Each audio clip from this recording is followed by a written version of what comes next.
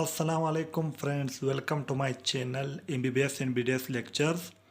Today our topic is related to histology, identification points of spinal cord for histology, practical and slide.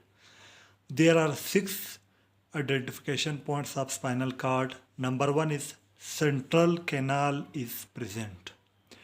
And second is butterfly shaped gray matter. And the third identification point is outer white matter.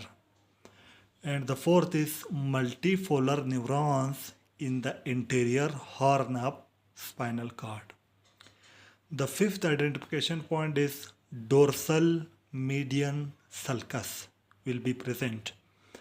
And the sixth identification point is ventral median fissure.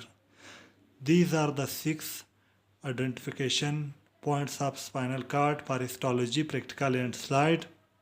I already upload the detailed explanation video of spinal cord slide, and now I will upload this identification points video.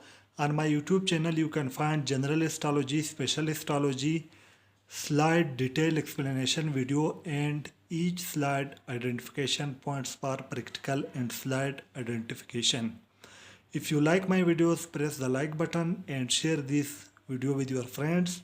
And if you new to my channel, subscribe my YouTube channel and also press the bell icon to open the all notification for receiving my new videos.